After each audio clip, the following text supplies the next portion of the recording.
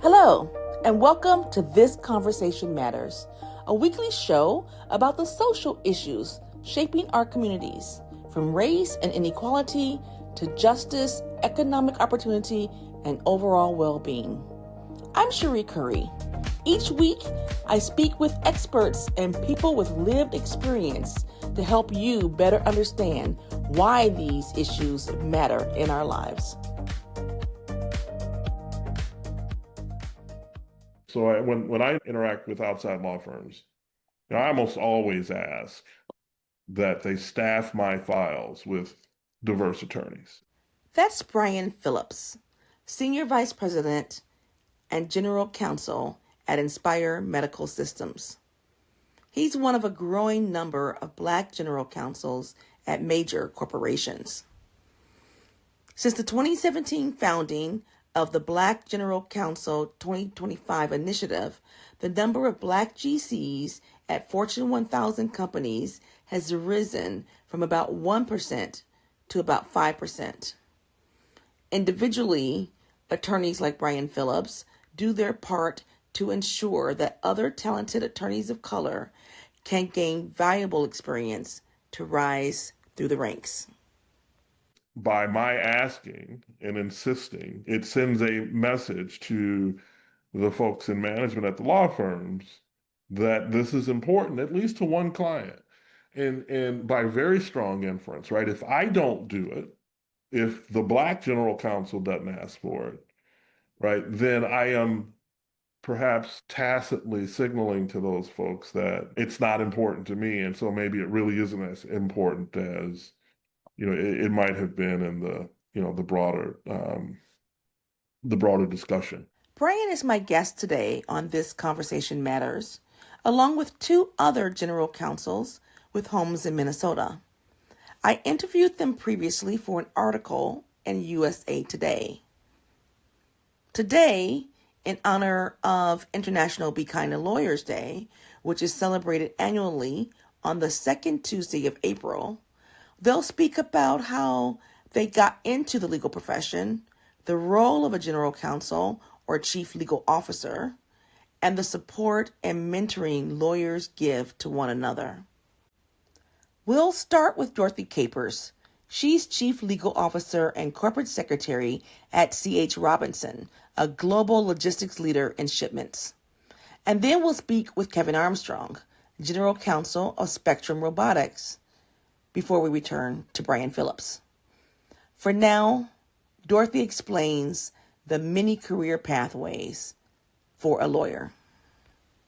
When we talk about being a lawyer, many of us have maybe never seen one, but for one, lawyers really manage things from soup to nuts. Could be something on a domestic situation where when a child is born, you're trying to determine paternity, anything from that to real estate, anything from real estate to trusts and wills and estates. And then you work your way up through your career, if you're interested in corporate, to getting in the corporate setting of being an in-house counsel. A general counsel is the top of that in-house counsel rung.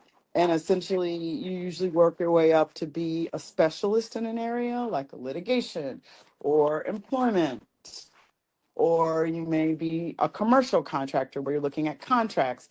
All those things are pulled together and make up a team. And then from that team, you work your way up to become like the leader of the team. And I think the reason why they call it general counsel is because you need to have a general sense of enough areas of law to kind of understand enough to be dangerous, but you may not be completely well versed in it, but you definitely have enough information about how to proceed. Sounds good. That makes sense? Yes, that makes sense. If I kind of weave that part in a little bit with you, what was your climb in terms of, did you know attorneys when you were in high school or college, in terms of what made you want to go into law? So a really fun story about how I got interested. My grandmother and I we used to watch Perry Mason every day. I was watched by her when my mother was working, and I loved the Perry Mason ending where he always was the one who won, right? Mhm. And he was like the smoking gun. And I just used to think that was amazing. The other piece is that I did have a really good family, I wouldn't say family member, but a really good close friend, kind of like a family member, who was very instrumental in kind of helping me sort through what I wanted to do. He was a lawyer. He was a civil rights lawyer. He was a civil rights lawyer in the South.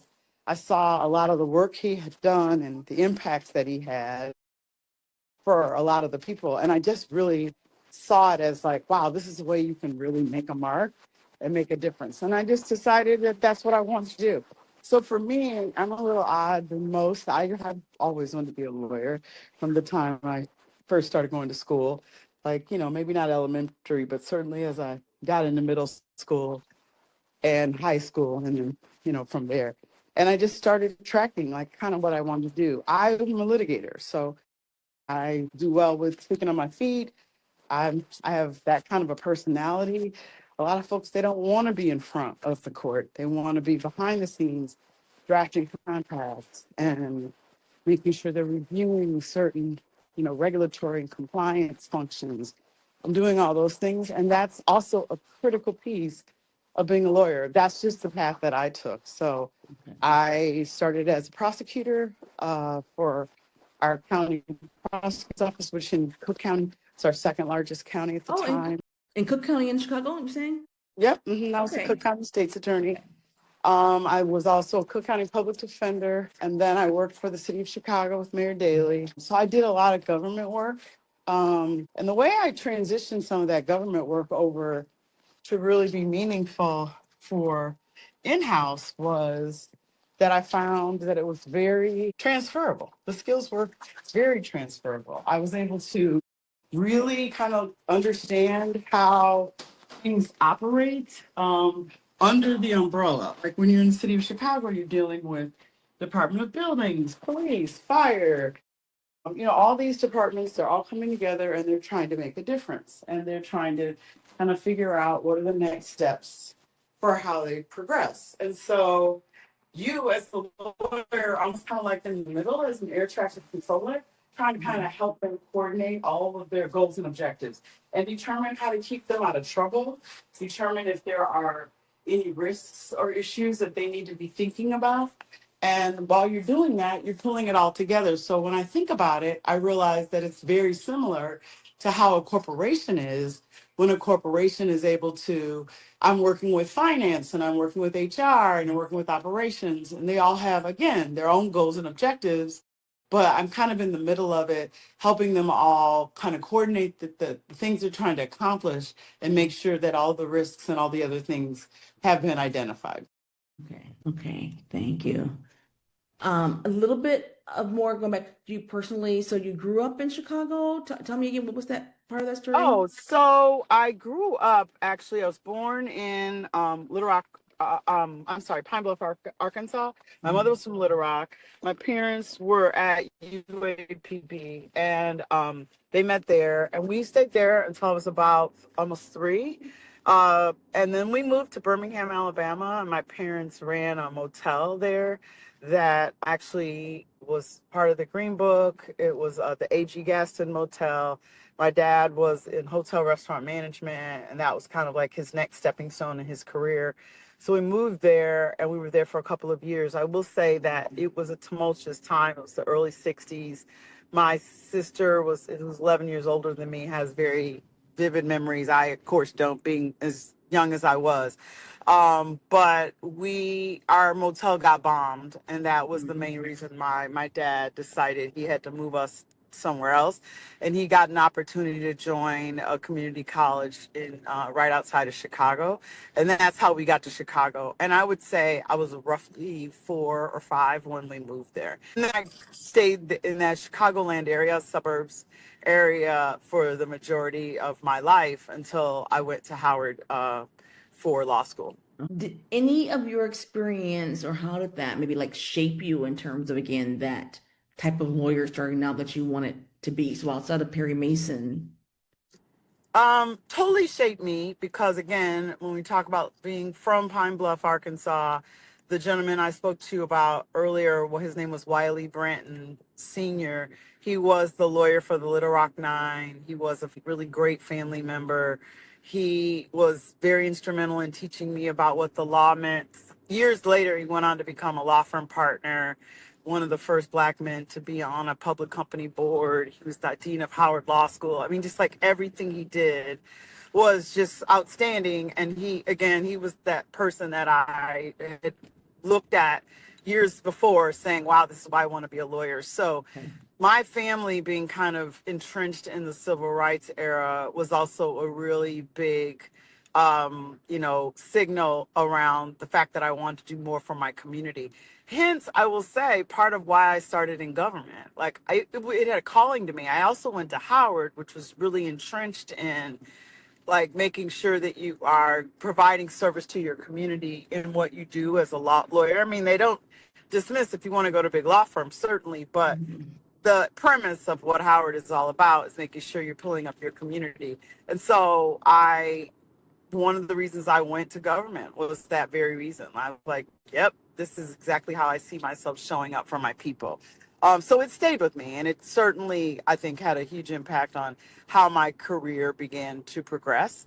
And even in-house, I'm very, very focused on diversity. I'm very focused on how we, build a bench for progressive, succession planning to make sure that people are ready and get the skill sets so that they're up next for the next GC job, at this role or someplace else. I'm just a very big advocate of kind of helping people grow their careers and figuring out what they want to do next. Okay, perfect. And so in terms of learning about the general counsel role, what stage of your career were you in that to say, that's what I want to aim for, or how did that come about? Well, as I progressed through government, I started meeting more and more people who were in corporate settings. And certainly when you meet them and learn their structure, you realize that the top of the food chain is the general counsel, or many places call it the chief legal officer. And so I just began to get more involved with like the structure of the department, and then met a number of general counsels and, found out their backgrounds and understood kind of what made them tick. I will tell you the biggest thing I like about being a GC and why I really wanted to set my sights on it is, to be honest, I don't do legal work day to day. I do legal work by making sure that my team has an open, safe space to come to tell me things that they're concerned about. But the day-to-day legal work is done by my team. As the general counsel, I'm really involved more with the C-suite, involved more with the CEO, CFO. We're really the senior leadership team building the structure for the company, organizationally, culturally, economically, financially. So I'm really involved in the day-to-day strategy of what the company is all about versus the legal day-to-day.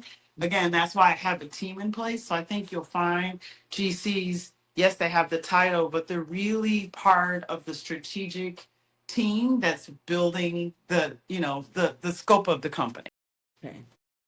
And that's the part that's really important for, I think, for people to know. We think of C-suite, that's not one that comes in mind for most people, right? So yeah, this is really important. What, in terms of the importance of like mentors, supporters, sponsors, what kind of advice would you give there?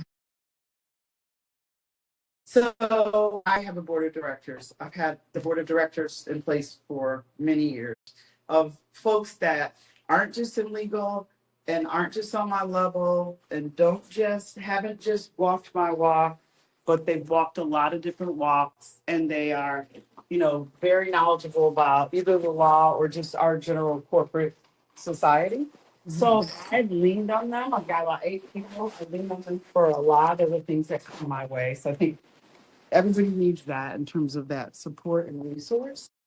I have had a lot of mentors as well, former GCs, a couple CFOs, people that I've worked with over the course of my career, search firm professionals, people that I've just met, that I've engaged with. And I think that's kind of in anything. I don't believe that you need a mentor who looks like you or has done what you've done. it's really good to have someone who's done something different, who might see it from a different perspective.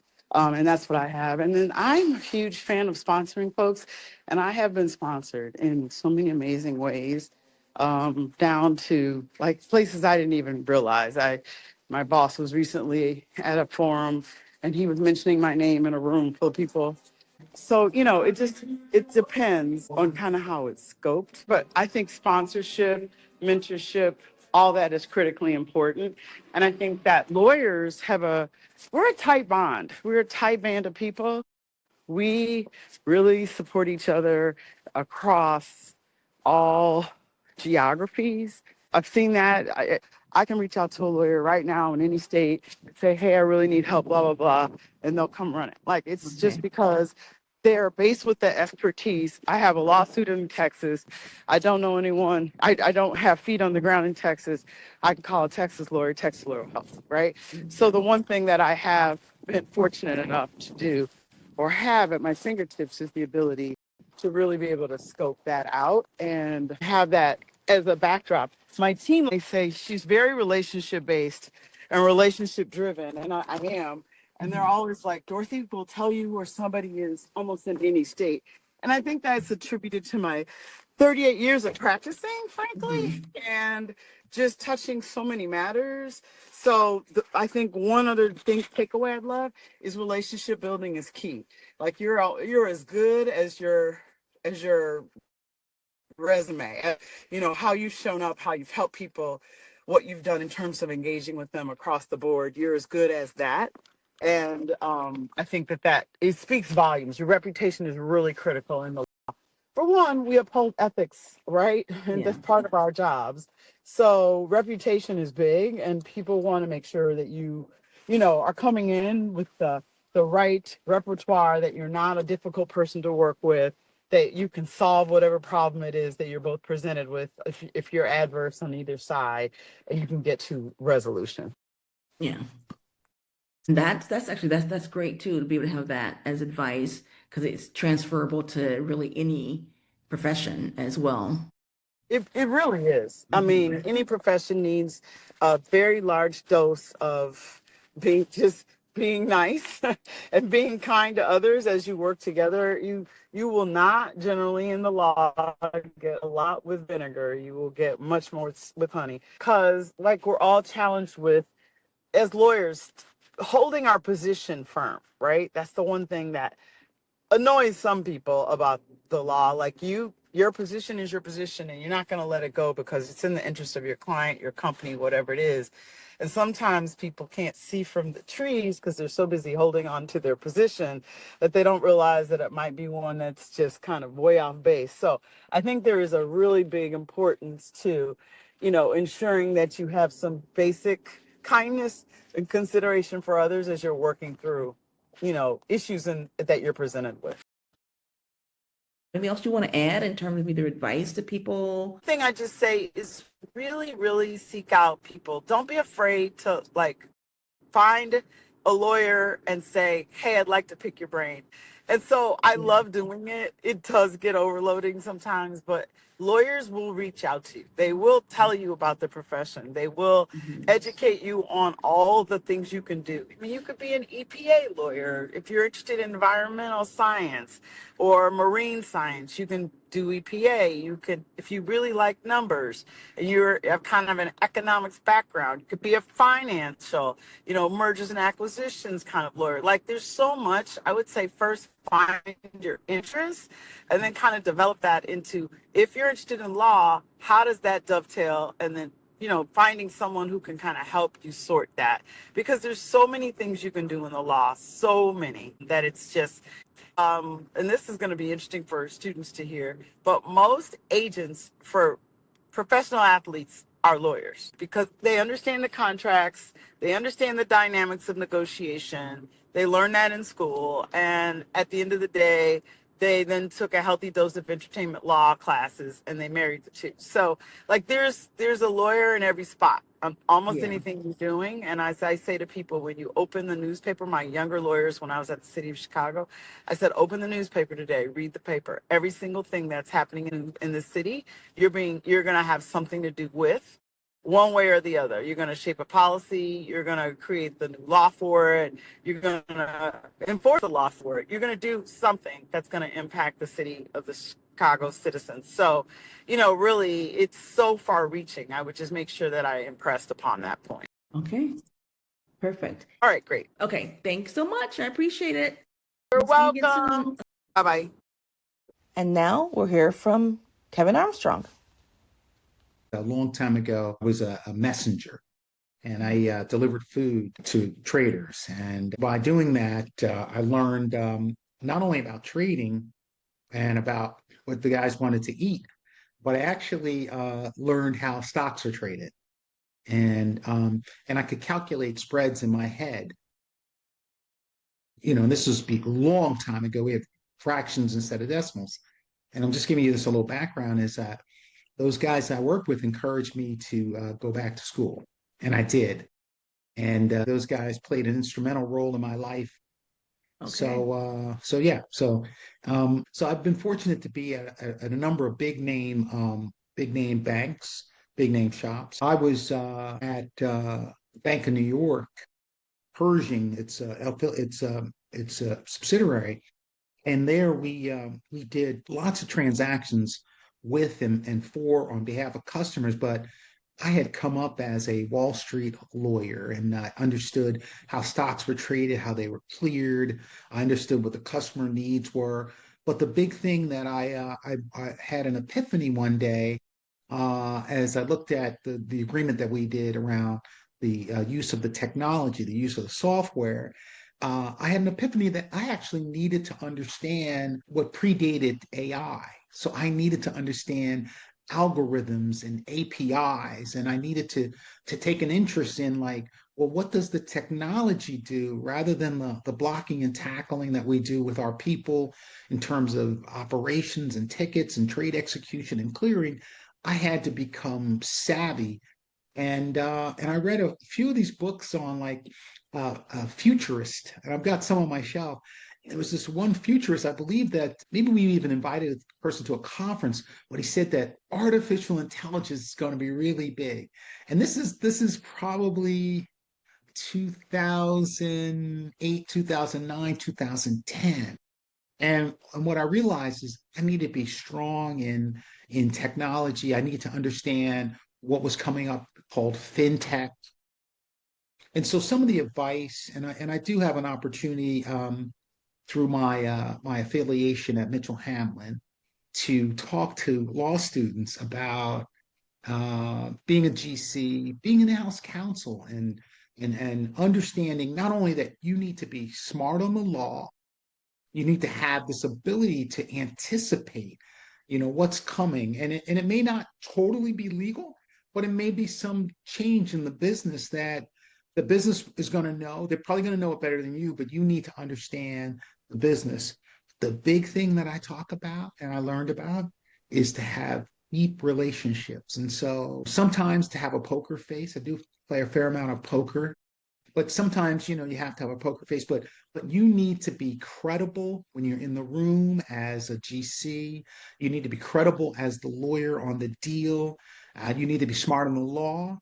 But even more important than that, I found, is you need to figure out ways to develop deep relationships. And so not every day is all heads down. It's, conversation at the water cooler and things like, okay, can we grab a cup of coffee? I want to ask you a little bit more about the economics of the transaction. I want to ask you a little bit more about, how we properly handle the disclosure piece of it. So that worked for me. And I'll tell a little piece of inspiration from my time at E&Y Mellon. So big bank in New York. And our general counsel, who was a very inspirational figure, had been counsel in the White House, had been Hillary Clinton's lawyer. And she one day plucked me out of the lineup of many lawyers and asked me to work with her on an effort to create a diversity and inclusion council. And we believe that it might have been related to our competition. We're competing against the other big banks, and we might have sent out 4 of our best old guys, but the other banks were sending people that look different, that act different, and that talk like the client.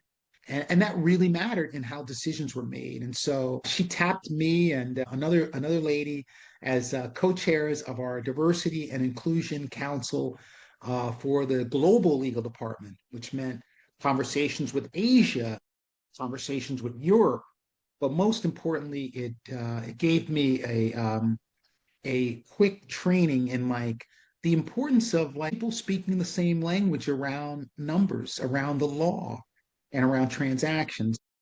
So I just another name I want to mention is a guy named Mark Rowland. Mark was general counsel of a big insurance company in the New England area, and I got him and another guy named Robert Marchman and a few others to come to BNY Mellon and speak on a panel that time. And this is maybe 2007, 2008, 2009. But to be talking about the importance of having people that could easily relate to other people, highly competent people, but people that could speak your language, whether your language was Hindu or your language was, some other form of language. And I was fortunate to have Mark in particular speak, and he writes on this topic of diversity, which is really about leadership. And I was able then to model my behavior around Jane Sherburne and the way that she treated people and how she was an authentic leader and told people the truth. And although she didn't have much time, she sought to have relationships. And I saw her recently, and I just want to thank her for that. Okay, so one of the key things would be not only to be unquestioned about the law, meaning that some of the lawyers I mentor today, it's like you have got to have the meeting before the meeting before the meeting, and so you need to be tight on the law. But even more importantly now is the relationship, and you're working across the desk from someone, you understand their family, you understand the dynamics, you understand the pressures that the company is under, and you're able to therefore give advice that protects all the parties. Let me tell you an interesting career thing. I have been pressed by the business people to not be the Department of No, and to be authentic and honest, and to have a relationship with people where you tell them the truth about the law, and you tell them the truth about the risks we're undertaking, and you help guide them so they make the decision in the right place. But I say that to say, because I was so prepared, I moved west where you are, and I had my first general counsel role. My first of three, by the way. I'm a general counsel today for a robotics company. It's a more of a startup, but it's a really, really cool place to think about how robots are built, how they're distributed, and to what extent does AI play a part in the business. And I've created an expertise in how things are built and how to make them sticky.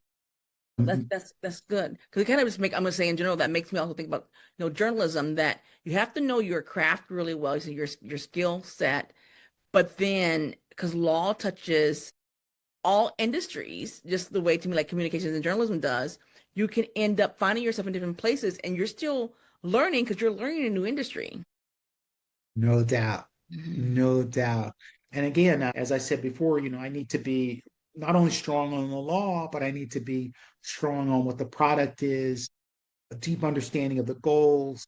One of the things I do talk to lawyers about and is KPIs, right? And these are key ways to show the client, and that's an internal client, to show them the value of the work, turnaround time on documents, those types of things. And AI has really escalated that. And I recently did a panel discussion for Thomson Reuters, which we talked a lot about how lawyers have to be savvy and have, take your head out of the book and be open to that the work is going to be different, and we're going to be needed. Oh, but I do want to tell you a Yeah. Minnesota story. I had the good fortune of meeting a man named Rick Palmore. And Rick was the general counsel at the time at General Mills.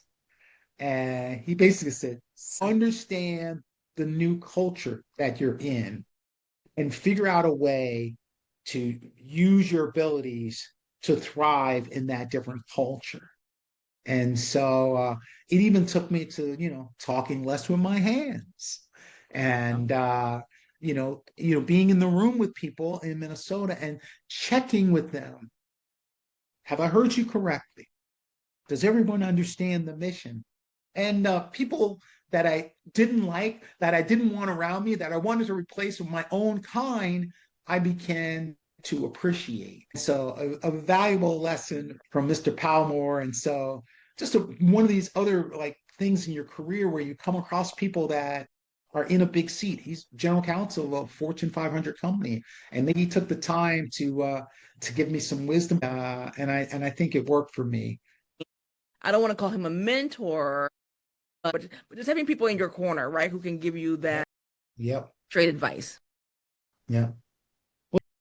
Well, one of the things too that was also a theme that you're kind of touching on is how small of a world it is for Black lawyers, particularly the more powerful, the general counsels, and thus how important it is, again, with building that network and knowing that for anyone, I think across careers, across industries, just how important it is.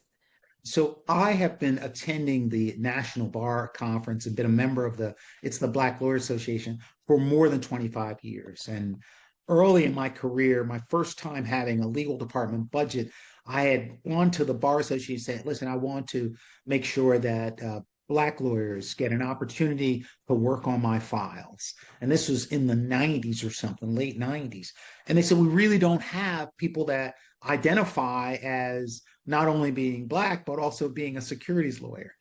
And so I got a band of people, including a guy named Robert Marchman and a guy named Larry Parrish, both who had worked at the SEC, to join me in this merry march of holding an annual seminar. And I still do it today.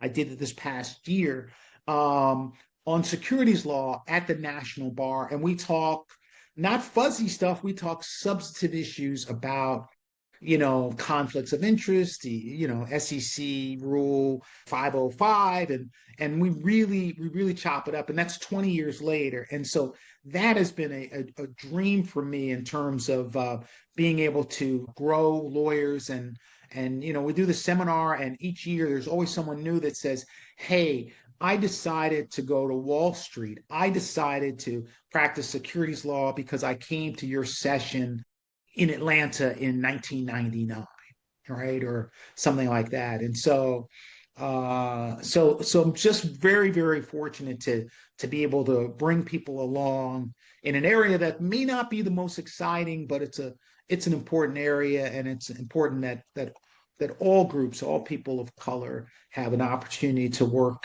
in places of capitalism, of capital. Thank you, Kevin. That was Kevin Armstrong, General Counsel of Spectrum Robotics. And now we'll join back with Bryan Phillips. So let's maybe start a little bit with your career and then go into your backstory, because with Inspire, because you were general counsel, or maybe you were assistant general counsel somewhere else before. So tell me a little bit about Inspire and how you got there. Okay. Well, I've been in Inspire for almost 5 years. Mm-hmm. And prior to coming to Inspire, I have served at two other organizations as the top lawyer. General counsel and or chief legal officer is also a title used to describe the top lawyer, and that chief aligns with, to your comment earlier, recognition of the role being part of the C-suite. In my time at Inspire, I was the first in-house lawyer at the company, so effectively charged with building out the function, building the team, doing all the things that the business needed an effective legal function to do and support. The big difference at Inspire relative to the other organizations that I have been fortunate to be a part of is Inspire at the time was growing by leaps and bounds. And then tell us a little bit about Inspire. Inspire is a medical device company. The technology that Inspire provides, it's an implantable medical device that's used to treat obstructive sleep apnea. So if you have obstructive sleep apnea and you go see a sleep doctor, he or she may prescribe as a treatment CPAP, a continuous positive air pressure device. So it effectively just blows air into your airway to keep that airway open while you're sleeping. It's an implantable device. I describe it as a very similar to a pacemaker, but instead of applying electrical stimulation to the heart, which is what a pacemaker does, our product connects to a nerve that's in the neck region, and that nerve controls the muscles of your airway. And Okay. so when our device senses that you're trying to inhale while sleeping, it will then send electrical signal or stimulation to that nerve, which will then gently nudge open the muscles of the airway, primarily the tongue, but that's how it works. It works in synchrony with your natural breathing without the use of something external. It's all internal to your body. Okay, great, great. Okay. And in terms of what inspired you to go into law in the first Sure. place, a little, Yeah. whether were there lawyers in your family? Was it something that you saw on TV? No lawyers in my family. There are lots of lawyer TV shows, but I can't say that I drew inspiration from watching any of those. What I recall more than anything else is that, and I don't think this is uncommon for, black kids of our generation, right?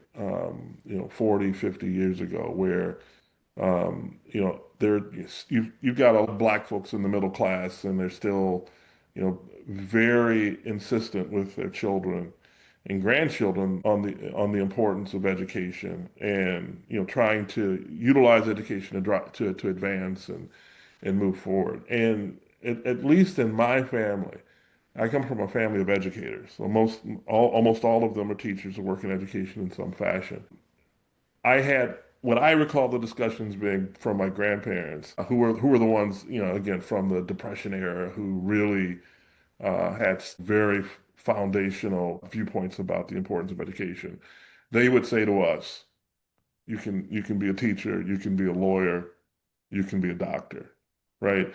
And so, they weren't preachy, they weren't pushing, but just hearing that and having that impression as a young kid over time, I kind of just grew up with this sense of I could be a teacher, a lawyer, or a doctor.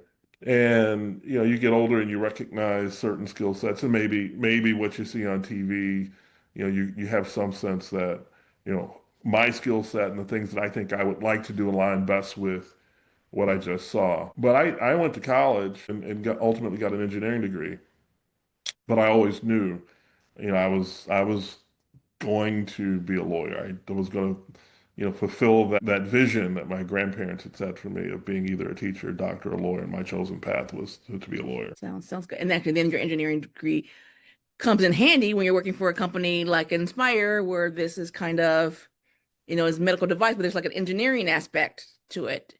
Does it help with Yeah. that, or that's long in the Oh, past now?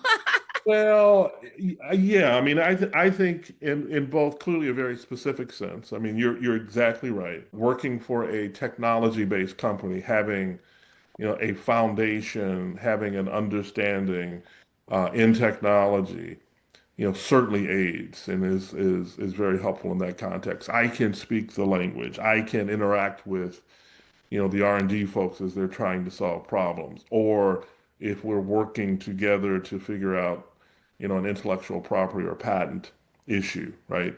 That's my background in patents, and that's because I have a technical degree. And again, that helps me speak the language. I would say, in an even more general sense, Cherie, the engineering degree has helped me because it provided me with a very solid analytical base upon which to to throw myself into solving legal problems and challenges. There are other ways to get that type of background and experience, right, to be prepared for a career in law. But I personally think the engineering degree has served me quite well because of the profession where analytical skills are so incredibly important, where you have to be able to consume, synergize, understand, a broad set of facts and information, and ultimately render some judgment as to the recommended course of action that the client should take. So that certainly is true, but then also the specific industry in which I work, which is in med tech. And so what kind of advice, because I'm going to go back to like your grandparents. All right. We didn't see a lot of it, other than maybe the education, because I come from a whole family of educators as well, where we hear it. So if you can see it, you can do it. But also if you hear it, you can do anything you want to do. You can be a teacher, you can be a lawyer, you can be a doctor. So for today's generation, and speaking mainly for people of color, for African American families, where they already see it, they see us in a ton of professions already. Yep. But what would you say, kind of advice would you give them in terms of why to go into law and why to maybe aspire for a C-suite kind of position? I think it's a really good question, and I think at the end of the day, everybody has to sort of do their own soul searching and figure out what is the right path for them. For me, and what I would encourage anyone interested in law to really sort of think through and process is the benefit that I have found is that the opportunity to have real and meaningful impact in the lives of people and or you know the client, right? And in some cases, it depends upon where and how your legal practice shakes out, right? If you've got your own legal practice and you're helping individual clients, and you're helping those individuals resolve some issue and or get to a successful outcome through an understanding of legal principle to a specific set of facts or circumstances. In my case, I chose a corporate path, and even with that, though, I'm helping the company achieve its goals. And depending upon the company that you're working for, right, it's having some type of impact in the lives of other individuals. And again, in my case, in medical technology, one real benefit and source of gratification for me is the impact that we have each and every day on the lives of people that benefit from the therapy provided by our products. In many cases, life enhancing or life saving. And that's quite meaningful beyond the paycheck that you get, and the pay is quite satisfying in terms of the compensation you receive as a lawyer. But at some point, you realize that it's not just about the dollars and the cents. It's also the impact that you're able to have on people's lives and also by extension in society at large. What else is there anything you want to add that maybe I did not touch on? The one thing I would add, and this has sort of been, I don't want to say like eye-opening, and I don't, because this is going to sound super simple, but I think it's incredibly important, right? So we all start, every lawyer, and I would say probably most professions, right? Even journalists, you start in a specific area with a specific niche, and you're learning the craft. You spend the early years gaining technical proficiency, transactional proficiency in my case, just trying to gain the knowledge that you can apply over time in application in pursuit of your specific career. So that technical foundation is incredibly important. But to be an effective general counsel, right? I'm emphasizing that word. Hmm. You really have to embrace. And for me, there wasn't a specific experience, it wasn't a specific moment, but I did realize that in order for me to be successful, in order for me to do my job, my role was no longer to be, the specialist. I needed to embrace this idea of, being a generalist, having a generalist mindset. And that really allowed me to lever up in many respects because I was no longer encumbered or felt that I need to go out spend a lot of time gaining specialized knowledge or, going super deep on an issue. If I needed to go super deep, I've got folks on my team or outside lawyers that can do that. My role really is to take those inputs and apply my judgment on the basis of, again, being a generalist. Because I have to take into account a variety of different, dimensions that are almost always at play in a complex situation. And, trying to solve a complicated problem is almost always better done when you sort of maintain the right altitude so that you can see the interaction and how all of the different issues are interplaying, and then ultimately render judgment as to the best course of action. So again, that idea of it really embracing being a generalist was for me pretty important. Okay. And then let's think about it from a Black perspective as well, in terms of, is there a threat that you see growing number of Blacks becoming general counsel, or greater need for there to still be more? No, I mean, you will absolutely see more Black professionals being able to attain, the top level legal job within their respective organizations. And I think it's a function of a couple of things. I think the more folks that get there, it creates comfort in the sort of broader executive offices, the CEO office, as well as the boardroom, to see folks like us able to operate at a high level and contribute successfully to an organization. That will certainly, I think, over time continue to contribute, and you'll see more African Americans again rising to the top legal roles. And I also think the other aspect of it is not just those folks that are in the positions to make the decision, but the more of us in these roles, we are serving as role models. And I really do think by and large, we take it seriously to connect with the next generation, to offer words of encouragement, words of support, opportunities for them to see us in action. I'll give you examples, or at least I'll give you a couple examples. So when I interact with outside law firms, I almost always ask that they staff my files with diverse attorneys.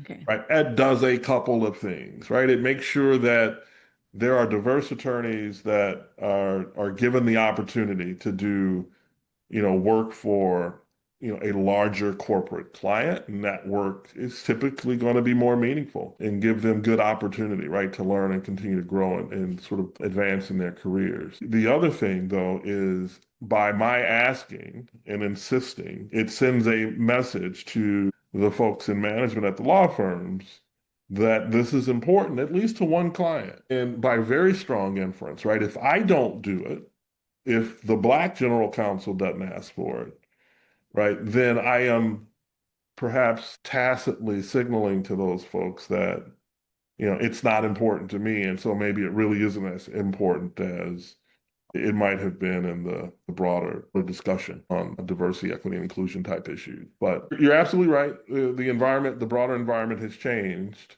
What hasn't changed, though, and I think most folks in corporate environments would continue to say, is the importance of making sure that, we are inclusive, right? That we're thinking about, the folks that are on our team and making sure everyone, has an opportunity to be successful, right? And that's certainly how I think about leading my teams, and making sure folks have access to meaningful assignments and they've got opportunity to grow and develop, that they feel supported and they're given every opportunity to be successful. And I just think that that's so incredibly important. Thank you. Okay. And that's part of, I'm going to say, why I do what I do as well. I always, early in my career, I always kind of did some diversity pieces, here and there. Yeah. But now that it's really my freelance business, I got a different day job. It's more important to me. One, age, as you get older, the more that you can also kind of set examples. But it's really important to me now to kind of focus on these kind of pieces. Yeah, for sure. It really is. It really is interesting to see, because I think there are other folks Now they're not getting very much attention, right? But the folks that are really standing strong and saying, "Hey, this is still important work, important for us to recognize, and these principles, these values should continue, to sort of be at the top of the pyramid, if you will, in terms of things that any organization should hold near and dear."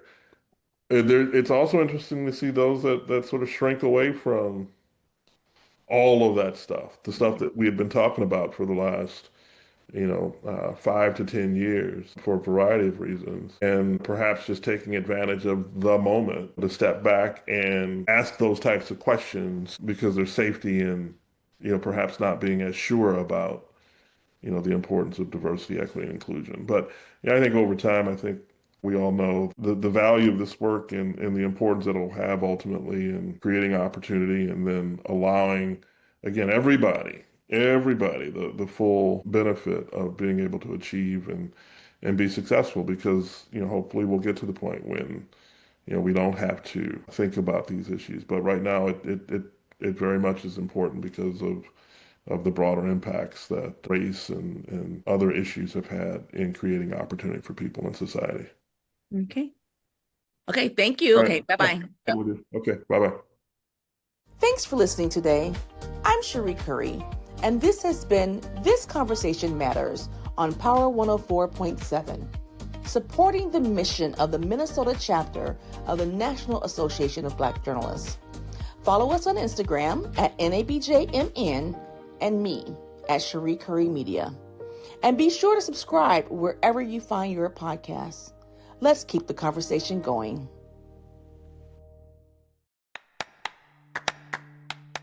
Hello, I'm Kennedy, and every week we take you beyond the story, an NABJ Minnesota program brought to you by All About the Culture and Power 104.7.FM. Beyond the Story introduces you to business owners, community leaders, and media professionals.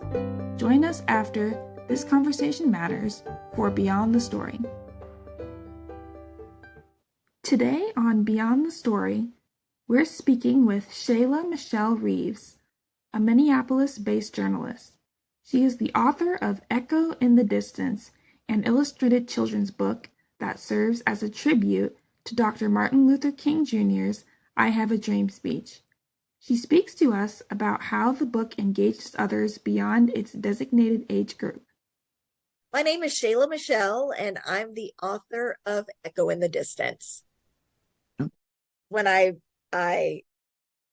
completed the book, the publishing partner, which my publishing partner for this book is Melanin Origins. They're based in Texas. And they're like, so you have to give this book an age. I always say grades 3 through 5, but people who buy books for young readers.